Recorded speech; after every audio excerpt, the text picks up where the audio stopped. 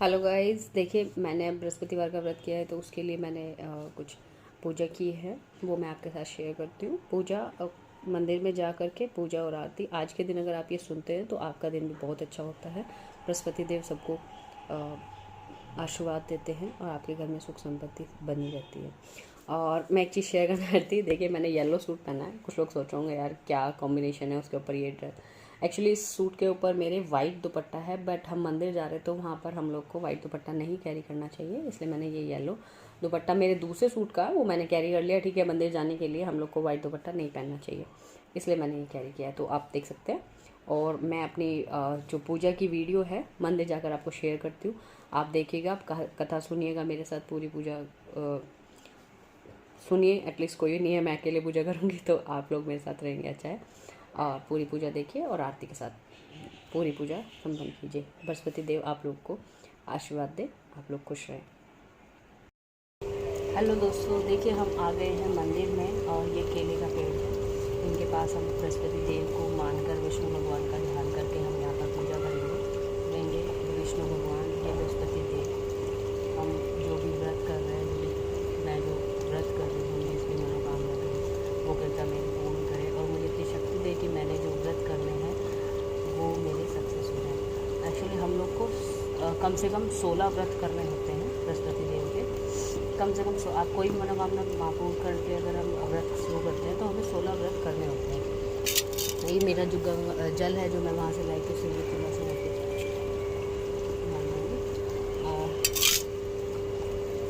पूजा करेंगे।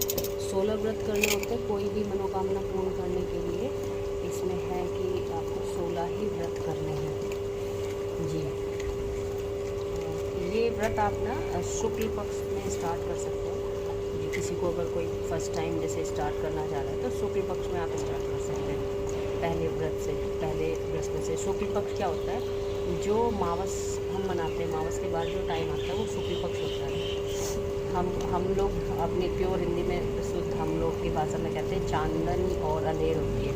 जब चांदन चलती है तो हम लोग को उसमें हम पूजा स्टार्ट कर सकते हैं, अपना व्रत जो है हम शुरू कर सकते हैं कोई भी मनोकामना करके। लेकिन हमें 16 व्रत करने होते हैं कम से कम लगातार। ये चने की दाल है, ये मुनक्के हैं, जो मुनक्के से हम लोग को पूजन करना चाहिए। ये मुनक्के हैं और ये दिया मैं यहाँ पे जोड़ देती हूँ और थोड़ा सा गुड़, हम लोग को गुड़ चढ़ाना चाहिए।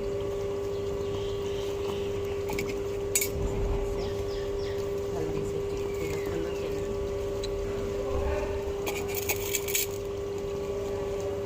ये जो चांदन होती है ये आपकी किसी भी, आपको ये नवंबर दिसंबर का टाइम होता है, वो उसे भी कुछ कहते हैं हिंदी में, इतना मुझे नहीं पता है, बट वो उस टाइम पे आपको दिसंबर जनवरी के टाइम पे आपको नहीं शुरू करने चाहिए। वैसे पूरे साल में आप कभी भी शुक्ल पक्ष से ये व्रत स्टार्ट कर सकते हैं। कोई भी आपकी मनोकामना हो वो पूर्ण होती है। बृहस्पति देव हमेशा आप जो भी पूजा करते हैं उसका फल ज़रूर देते हैं, बहुत ही दयालु है।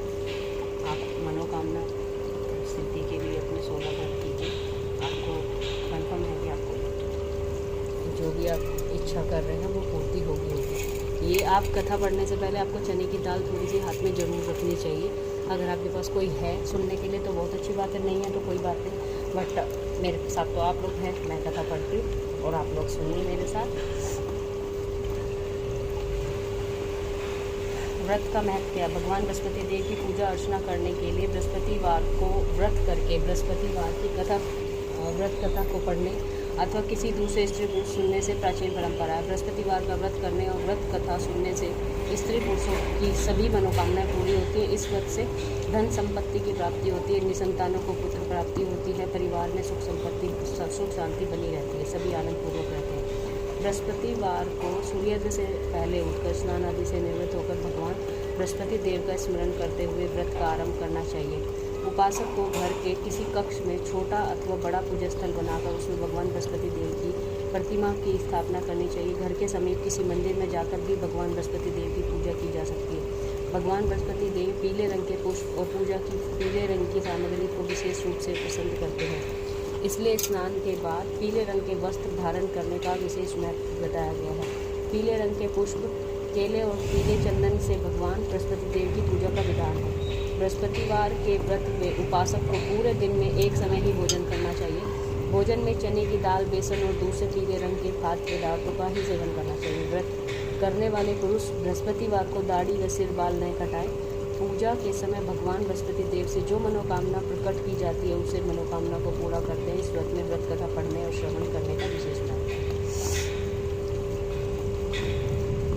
बृहस्पतिवार व्रत कथा। प्राचीन समय की बात है। भारत में एक राजा राज्य करता था। वह बड़ा प्रतापी तथा दानी था। वह नित्य प्राप्ति मंदिर में भगवान दर्शन करने जाता था। वह ब्राह्मण और गुरुदेव की सेवा किया करता था। उसके द्वार से कोई भी याचक निराश होकर नहीं लौटता था। वह प्रत्येक गुरुवार को व्रत रखता एवं पूजन करता था। हर दिन गरीबों की सहायता करता था, परंतु यह सब बातें उसकी रानी को अच्छी नहीं लगती थी।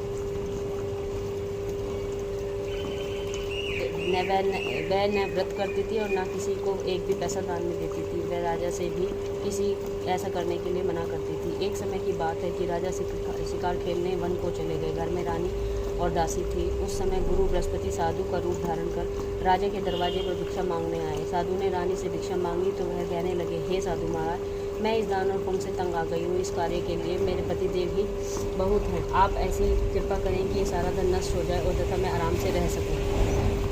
साधु रूपी बृहस्पति देव ने कहा, हे देवी, तुम बड़ी विचित्र हो। संतान और धन से कोई दुखी नहीं होता है, इसको सभी चाहते हैं। पापी भी पुत्र और धन की इच्छा करते हैं। अगर तुम्हारे पास धन अधिक है तो भूखे मनुष्यों को भोजन कराओ, प्यार लगाओ, ब्राह्मणों को दान दो, धर्मशालाएं बनवाओ, कुआं, तालाब, बावड़ी, बाग, बगीचे आदि का निर्माण करवाओ तथा निर्धनों की कन्याओं का, कुंवारी कन्याओं का विवाह कराओ। साथ ही यज्ञ आदि करो। इस प्रकार के कर्मों से आपके कुल का और आपके नाम पर लोक सार्थक होगा एवं स्वर्ग की प्राप्ति होगी। परंतु रानी साधु की इन बातों से खुश नहीं हुई।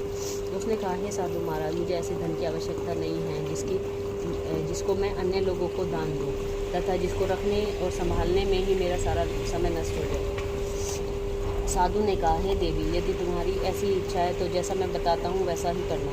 बृहस्पति के दिन घर को गोबर से लीपना, अपने केशों को पीली मिट्टी से धोना, केशों को धोते समय स्नान करना, राजा से कहना वह हजामत कराए, भोजन में मांस मदिरा खाना, कपड़ा धोबी के हाथ धुलने देना। ऐसे इस प्रकार 7 बृहस्पतिवार करने से तुम्हारा धन नष्ट हो जाएगा। यह कहकर साधु महाराज रूपी बृहस्पति देव अंतर्ध्यान हो गए। रानी ने साधु से के कहने के अनुसार 7 बृहस्पतिवार तक वैसा ही करने का विचार किया। साधु के बताए अनुसार कार्य करते हुए केवल 3 ही बृहस्पतिवार बीते थे कि उसकी समस्त धन संपत्ति नष्ट हो गई। भोजन के लिए दोनों समय परिवार तरसने तथा सांसारिक भोगों से दुखी रहने लगा। तभी वह राजा रानी से कहने लगा, हे रानी, तुम यहाँ पर आओ। मैं दूसरे देश को जाता हूँ क्योंकि यहाँ पर मुझे सभी मनुष्य जानते हैं, इसलिए मैं यहाँ कोई कार्य नहीं कर सकता हूँ। मैं अब परदेश जा रहा हूँ, वह कोई काम धंधा करूँगा, शायद हमारे भाग्य बदल जाए। ऐसा कहकर राजा प्रदेश चला गया। वह वहाँ जंगल से लकड़ी काट कर लाता और शहर में बेचता। इस तरह जीवन व्यतीत करने लगा। इधर राजा के बिना रानियाँ और दासियाँ दुखी रहने लगी। किसी दिन भोजन मिलता और किसी दिन जल पीकर ही रह जाती। एक समय रानी और दासियों को 7 दिन बिना भोजन के व्यतीत करना पड़ा। तो रानी ने अपनी दासी से कहा, हे दासी, यहाँ पास ही एक के नगर में मेरी बहन रहती है। वह बड़ी धनवान है। तू उसके पास जा और वहाँ से 5 सेर बेजर मांग कर ले आ, जिससे कुछ समय के लिए गुजर हो जाएगा। दासी रानी की बहन के पास गई। रानी की बहन उस समय पूजा कर रही थी। बृहस्पतिवार का दिन था।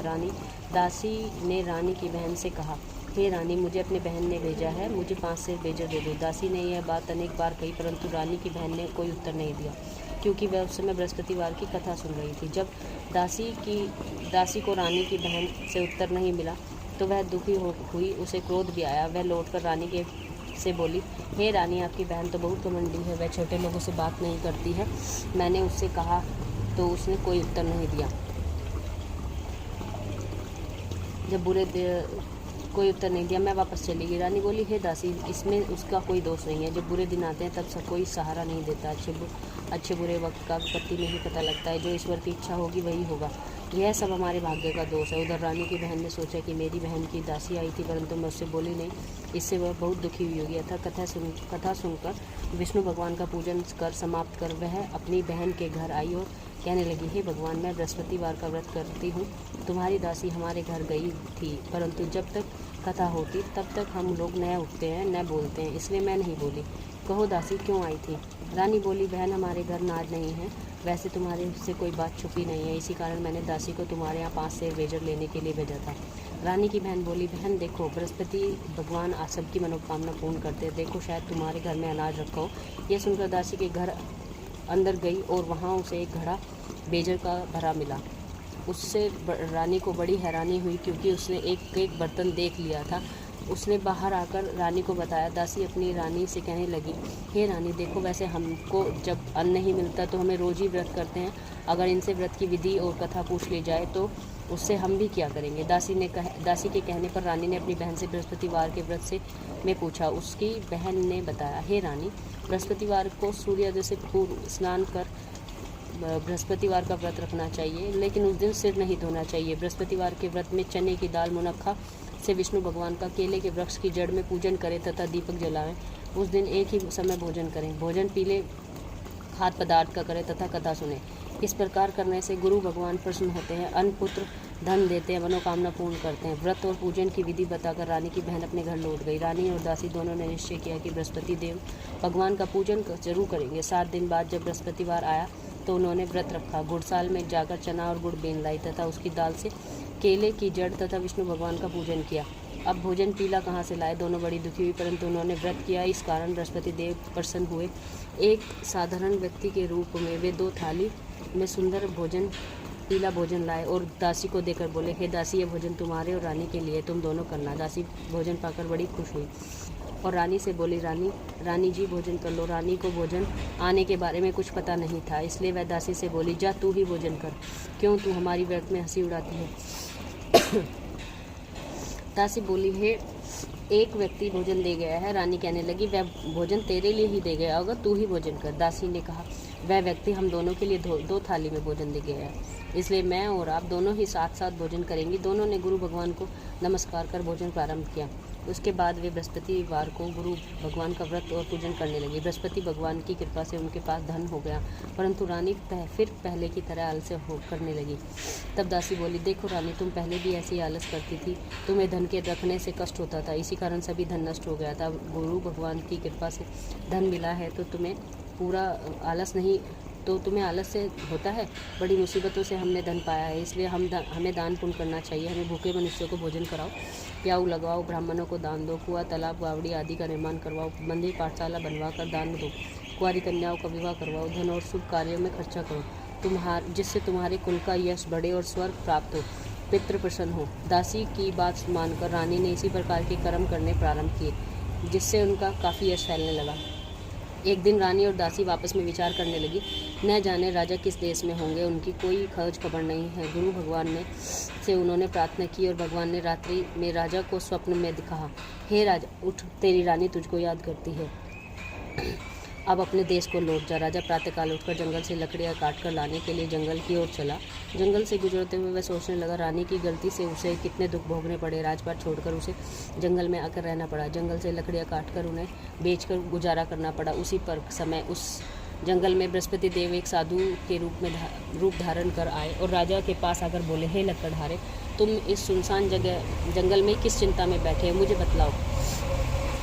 यह सुनकर राजा के नेत्रों में जल भर आया और साधु की वंदना कर बोला, हे प्रभु, आप सब कुछ जानने वाले हैं। इतना कहकर राजा ने साधु को अपनी संपूर्ण कहानी सुना दी। महात्मा दयालु होते हैं। वे राजा से बोले, हे राजा, तुम्हारी पत्नी ने बृहस्पति देव के प्रति अपराध किया था, जिसके कारण तुम्हारी यह दशा हुई है।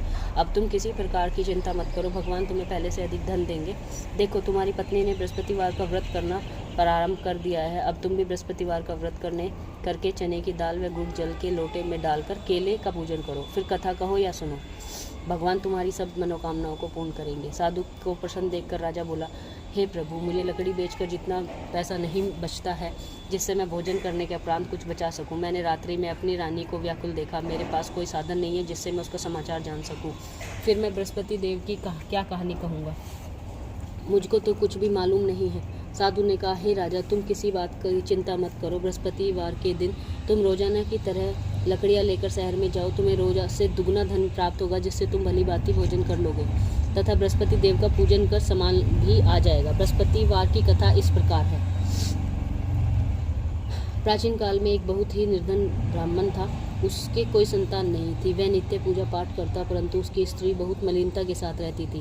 वह न स्नान करती थी, न किसी देवी देवता का पूजन करती थी। प्रातःकाल उठते ही सर्वप्रथम भोजन करती, बाद में कोई अन्य कार्य करती। ब्राह्मण देवता बहुत दुखी रहते थे, पत्नी को बहुत समझाते, किंतु उसका कोई परिणाम न निकलता। भगवान की कृपा से ब्राह्मण के इसकी स्त्री की कन्या उत्पन्न हुई। वह कन्या अपने पिता के घर में बड़ी होने लगी। वह बालिका प्रातः स्नान करके भगवान विष्णु का जप करती। वह बचपन से ही बृहस्पतिवार का व्रत भी करने लगी। पूजा पाठ समाप्त कर स्कूल जाती तो अपनी मुट्ठी में जौ भरकर ले जाती और पाठशाला जाने के मार्ग में डालती जाती। वहीं जौ स्वर्ण के हो जाते तो लौटते समय उन्हें बीनकर घर ले आती। एक दिन वह बालिका सूप में उन सोने के जौ को फटक कर साफ कर रही थी। तभी उसकी माँ ने देख लिया और कहा, हे बेटी, सोने के जौ को फटकने के लिए सोने का सूप होना चाहिए। दूसरे दिन गुरुवार था।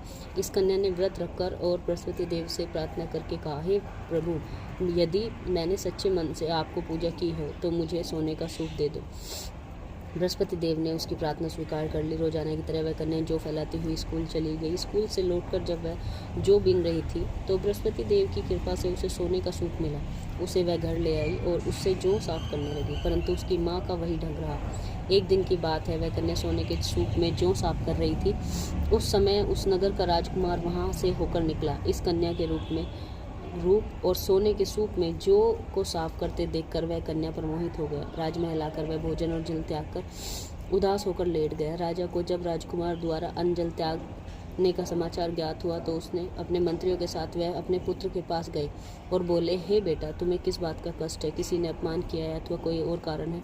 मुझे बताओ, मैं वही करूँगा जिससे तुम्हें प्रसन्नता हो। राजकुमार ने अपने पिता की बातें सुनी और वह बोला, मुझे आपकी कृपा से किसी बात का दुख नहीं है। किसी ने मेरा अपमान नहीं किया है, परंतु मैं उस लड़की के साथ विवाह करना चाहता हूँ जो सोने के सूप में जौ साफ कर रही थी। यह सुन राजा आश्चर्य में पड़ गया और बोला, बेटा, इस तरह की कन्या का पता तुम ही लगाओ, मैं उसके साथ तुम्हारा विवाह अवश्य कर दूंगा। राजकुमार ने राजा की इस लड़की के घर का पता बताया, पर मंत्री उस लड़की के घर गया और राजा का आदेश ब्राह्मण को सुनाया। कुछ ही दिन बाद ब्राह्मण की कन्या का विवाह राजकुमार के साथ संपन्न हो गया। कन्या के घर से जाते ही उस ब्राह्मण देवता के घर में पहले की भांति गरीबी का निवास हो गया। अब भोजन के लिए भी अन्न बड़ी मुश्किल से मिलता था। एक दिन दुखी होकर ब्राह्मण अपनी पुत्री से मिलने गया। बेटी ने पिता की दुखी अवस्था को देखा और माँ का समाचार पूछा। ब्राह्मण ने सभी हाल कहा। कन्या ने बहुत सा धन देकर अपने पिता को विदा किया।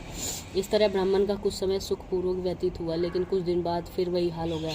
ब्राह्मण फिर अपनी कन्या के यहाँ गया और सभी हाल कहा तो पुत्री बोली, हे पिताजी, अब माता जी को यहाँ लिवा लाओ, मैं उन्हें यह विधि बता दूंगी जिससे गरीबी दूर हो जाएगी। ब्राह्मण देवता अपनी स्त्री को साथ लेकर अपनी पुत्री के पास राजमहल पहुंचे तो पुत्री अपनी माँ को समझाने लगी, हे माँ, तुम प्रातःकाल उठकर प्रथम स्नान आदि करके विष्णु भगवान का पूजन करो तो सब दरिद्रता दूर हो जाएगी। परंतु उसकी माँ ने उसकी एक बात नहीं सुनी। वह प्रातःकाल उठकर अपनी पुत्री का बचा जूठन खा लेती थी। एक दिन उसकी पुत्री को बहुत गुस्सा आया। उसने एक रात कोठरी से सारा सामान निकाल दिया, अपनी माँ को उसमें बंद कर दिया। प्रातः उसमें से उसे निकाला तथा स्नान आदि करा के पूजा पाठ करवाया तो उसकी माँ की बुद्धि ठीक हो गई। इसके बाद वह नियम से पूजा पाठ करती और प्रत्येक बृहस्पतिवार को व्रत रखने लगी। इस व्रत के प्रभाव से उसकी माँ भी बहुत धनवान हो गई और बृहस्पति देवता के प्रभाव से स्वर्ग को गई। वह ब्राह्मण भी सुखपूर्वक इस लोक का सुख भोग कर स्वर्ग को प्राप्त हुआ। इस तरह कहानी कहकर साधु देवता वहाँ से लोप हो गए। धीरे धीरे समय व्यतीत होने पर बृहस्पतिवार का दिन आया। राजा जंगल से लकड़ियाँ काटकर किसी शहर में बेचने गया। उसे उस दिन और दिनों से अधिक धन मिला। राजा ने चना गुड़ आदि लाकर बृहस्पतिवार का व्रत किया। उस दिन से उसके सभी क्लेश दूर हो गए। परंतु जब अगला गुरुवार का दिन आया तो वह बृहस्पतिवार का व्रत करना भूल गया। इस कारण बृहस्पति भगवान नाराज हो गए। उस दिन उस नगर के राजा ने विशाल यज्ञ का आयोजन किया तथा उस अपने समस्त राज्य में घोषणा करवा दी कि कोई भी मनुष्य अपने घर में भोजन नहीं बनाए तथा आग भी न जलाए। समस्त लोग मेरे यहाँ भोजन करने आवें। इस आज्ञा को जो न मानेगा उसको फांसी की सजा दी जाएगी। राजा की आज्ञा के अनुसार राज्य के सभी वासी राजा के भोज में सम्मिलित हुए, लेकिन लकड़हारा कुछ देर से पहुंचा, इसलिए राजा उसको अपने साथ महल में ले गए। जब राजा लकड़हारे को भोजन करा रहे थे तो रानी की दृष्टि खूंटी पर पड़ी जिस पर उसका हार लटका हुआ था। उसे हार को खूंटी पर लटका न देखकर रानी ने निश्चय हो गया कि मेरा हार इस लक्कड़हारे ने चुराया है। उसी समय सैनिक बुलवाकर उसे जेल में डलवा दिया। जब लक्कड़हारा जेल खाने में गया तो तभी बहुत दुखी होकर विचार करने लगा कि न जाने कौन से पूर्व जन्म के कर्म हैं जो मुझे यह दुख प्राप्त हुआ है, और उसी साधु को याद करने लगा जो जंगल में मिला था। तत्काल बृहस्पति देव साधु के रूप में प्रकट हो गए और उसकी दशा को देखकर कहने लगे, अरे मूर्ख, तूने बृहस्पति देवता की कथा नहीं की, इसी कारण तुझे दुख प्राप्त हुआ है। अब चिंता मत कर, बृहस्पतिवार के दिन जेल खाने के दरवाजे पर 4 पैसे पड़े मिलेंगे, उनसे तू बृहस्पति देव की पूजा करना तो तेरे सभी कष्ट दूर हो जाएंगे। अगले बृहस्पतिवार उसे जेल के द्वार के पास 4 पैसे मिले। राजा ने पूजा का सामान मंगवा कर कहानी कही और प्रसाद बांटा। उसी रात्रि को बृहस्पति देव ने उस नगर में राजा को स्वप्न में कहा, हे राजा, तूने जिस आदमी को जेल खाने में बंद किया है वह निर्दोष है, वह राजा है, उसे छोड़ दे। रानी का हार उसी खूंटी पर लटका हुआ है। अगर तू ऐसा नहीं करेगा तो मैं तेरे राज्य को नष्ट कर दूंगा। राजा प्रातःकाल उठा और खूंटी पर हार टंगा देखकर लक्कड़हारे को बुलाकर क्षमा मांगी तथा राजा के योग्य सुंदर वस्त्र आभूषण भेंट कर उसे विदा किया। गुरुदेव की आज्ञा अनुसार राजा अपने नगर को चल दिया। राजा अब नगर के निकट पहुंचा तो उसे बड़ी ही आश्चर्य हुआ। नगर में पहले से अधिक बाग, तालाब और कुएं तथा बहुत सी धर्मशालाएं, मंदिर आदि बने हुए थे। राजा ने पूछा कि यह बाग किसका है, धर्मशाला किसकी है। तब नगर के सब लोग कहने लगे कि यह सब रानी और दासी द्वारा बनवाए गए हैं। राजा को आश्चर्य हुआ और गुस्सा भी आया। जब रानी ने खबर सुनी कि राजा आ रहे हैं तो उसने अपनी दासी से कहा, हे दासी, देख, राजा हमको कितनी बुरी हालत में छोड़कर गए थे, वह हमारी ऐसी हालत देखकर लौट ना जाएं, इसलिए तू दरवाजे पर खड़ी हो जा। रानी की आज्ञा अनुसार दासी दरवाजे पर खड़ी हो गई। जब राजा आए तो उन्होंने अपने साथ महल में लिवा लाई। तब राजा ने क्रोध करके अपनी तलवार निकाली और पूछने लगा, बताओ यह धन तुम्हें कैसे प्राप्त हुआ। तब रानी ने बताया, हमें यह सब धन बृहस्पति देव के व्रत के प्रभाव से प्राप्त हुआ है। राजा ने तब निश्चय किया कि 7 रोज बाद तो सभी बृहस्पति देव का पूजन करते हैं, परंतु मैं रोजाना दिन में 3 बार कथा कहूँगा और रोज व्रत किया करूँगा। अब हर समय राजा के दुपट्टे में चने की दाल बंधी रहती और दिन में 3 बार वह कथा कहता। एक रोज राजा ने विचार किया कि चलो अपनी बहन के यहाँ हो आवें। इस तरह का निश्चय कर राजा घोड़े पर सवार अपनी बहन के यहाँ चल दिया। मार्ग में उसने देखा कि कुछ आदमी एक मुर्दे को लिए जा रहे हैं। उन्होंने रोककर राजा ने कहा, अरे भाइयों, मेरी बृहस्पतिवार की कथा सुन लो। वे बोले, लो, हमारा तो आदमी मर गया है, इसको अपनी कथा की पड़ी है। परंतु कुछ आदमी बोले, अच्छा कहो, हम तुम्हारी कथा भी सुनेंगे। राजा ने दाल निकाली और कथा कहनी शुरू कर दी।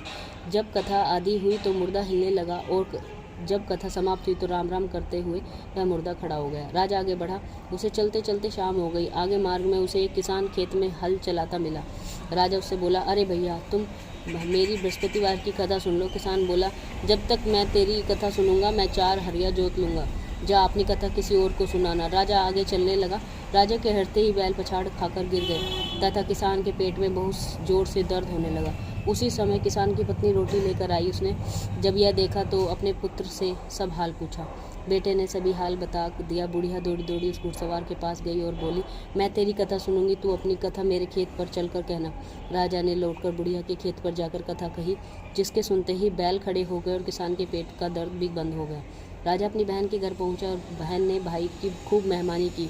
दूसरे रोज प्रातःकाल राजा जागा तो वह देखने लगा कि सब लोग भोजन कर रहे हैं। राजा ने अपनी बहन से पूछा कि ऐसा कोई मनुष्य है जिसने भोजन नहीं किया हो, जो मेरी बृहस्पतिवार की कथा सुन ले। तो बहन बोली, हे भैया, यह देश ऐसा ही है, पहले यहाँ के लोग भोजन करते हैं, बाद में अन्य काम करते हैं। अगर पड़ोस में कोई हो तो मैं देख आती हूँ। ऐसा कहकर बहन देखने चली गई, परंतु उसे कोई भी ऐसा कोई व्यक्ति नहीं मिला जिसने भोजन न किया हो। फिर वह एक कुमार के घर गई जिसका लड़का बीमार था। उसे मालूम हुआ कि उसने यहाँ 3 दिन से किसी ने भोजन नहीं किया है। रानी ने अपनी भाई की कथा सुनने के लिए कुमार से कहा। वह तैयार हो गया। राजा ने जाकर बृहस्पतिवार की कथा कही, जिसको सुनकर उसका लड़का ठीक हो गया। अब तो राजा की प्रशंसा होने लगी। एक दिन राजा ने अपनी बहन से कहा, हे बहन, मैं अपने घर जाऊँगा, तुम भी तैयार हो जाओ।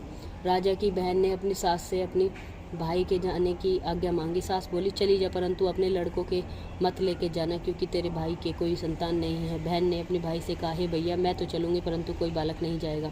राजा ने कहा, जब कोई बालक नहीं चलेगा तब तुम जाकर ही क्या करोगे। दुखी मन से राजा अपने नगर को लौट आया। राजा ने अपनी रानी से कहा, हम निसंतान हैं, इसलिए कोई हमारे घर आना पसंद नहीं करता। इतना कह वह बिना भोजन के आदि के सैया पर लेट गया।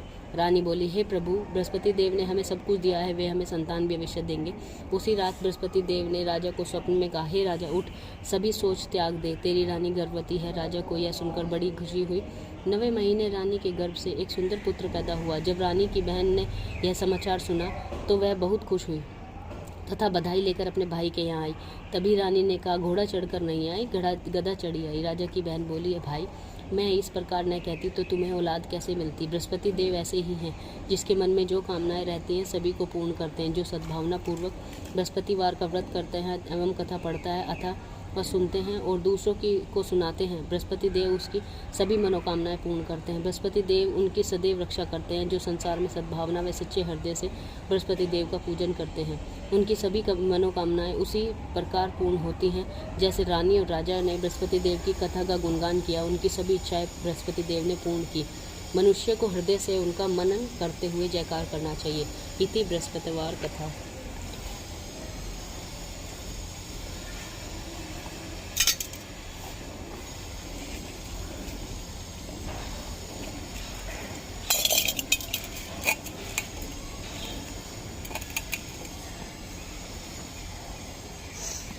कथा के बाद हमें बृहस्पति देवता की और भगवान जगदीश्वर की आरती जरूर करनी चाहिए। आरती भी मैं इसी वीडियो में आपके साथ शेयर करती हूँ, अगर आप सुनना चाहें तो, और नहीं तो आप अलग से अपने आप सुन सकते हैं और कह सकते हैं अपनी वीडियो में। आप भी अपनी आरती हमारे साथ सुन सकते हैं। ये आरती सुनना बहुत अच्छी बात है, आपको सुनना चाहिए। जय बृहस्पति देवा, ओम जय बृहस्पति देवा, छिन छिन भोग लगाओ, कदली फल मेवा। ओम जय बृहस्पति देवा, तुम पूर्ण परमात्मा, तुम अंतर्यामी, तुम अंतर्यामी, जगत पिता जगदीश्वर, तुम सबके स्वामी। ओम जय बृहस्पति देवा, चरणामत निज निर्मल, सब पातक हरता, सकल मनोरथ दायक, कृपा करो भरता। ओम जय बृहस्पति देवा, तन मन धन अर्पण कर, जो जन शरण पड़े, प्रभु प्रकट तब होकर, आकर द्वार खड़े। ओम जय बृहस्पति देवा, दीन दयाल दयानिधि, भक्तन हितकारी, प्रभु भक्तन हितकारी, पाप दोष सब हरता, भवबंधन हारी। ओम जय बृहस्पति देवा, सकल मनोरथ दायक, सब संशय हारी, प्रभु सब संशय हारी, विषय विकार मिटाओ, संतन सुखकारी। ओम जय बृहस्पति देवा, जो कोई आरती तेरी प्रेम सहित गावे, प्रभु प्रेम सहित गावे, जेठानंद आनंद कर, सो निश्चय पावे। ओम जय बृहस्पति देवा। जगदीश्वर जी की आरती। ओम जय जगदीश हरे, स्वामी जय जगदीश हरे, भक्त जनों के संकट क्षण में दूर करे। ओम जय जगदीश हरे, जो ध्यावे फल पावे, दुख विन से मन का, प्रभु दुख विन से मन का, सुख संपत्ति घर आवे, कष्ट मिटे तन का। ओम जय जगदीश हरे, मात पिता तुम मेरे, शरण गहूँ मैं किसकी, प्रभु शरण गहूँ मैं किसकी, तुम बिन और न दूजा, आस करूँ मैं जिसकी। ओम जय जगदीश हरे, तुम हो पूर्ण परमात्मा, तुम अंतर्यामी, प्रभु तुम अंतर्यामी, पार ब्रह्म परमेश्वर, तुम सबके स्वामी। ओम जय जगदीश हरे। तुम करुणा के सागर, तुम पालन करता, प्रभु तुम रक्षक करता। मैं मूरख खल खामी, कृपा करो भरता। ओम जय जगदीश हरे। तुम हो एक अगोचर, सबके प्राणपति, प्रभु सबके प्राणपति। किस विध मिलूं दया में, तुमको मैं कुमति। ओम जय जगदीश हरे। दीन बंधु दुख हरता, तुम ठाकुर मेरे, स्वामी तुम रक्षक मेरे। अपने हाथ उठाओ, द्वार पड़ा तेरे। ओम जय जगदीश हरे। विषय विकार मिटाओ, पाप हरो देवा, प्रभु कष्ट हरो देवा। श्रद्धा भक्ति बढ़ाओ, संतन की सेवा। ओम जय जगदीश हरे। तन मन धन सब कुछ है तेरा, प्रभु सब कुछ है तेरा। तेरा तुझको अर्पण, क्या लागे मेरा। ओम जय जगदीश हरे। ओम जय जगदीश हरे। स्वामी जय जगदीश हरे। भक्त जनों के संकट क्षण में दूर करे। ओम जय जगदीश हरे।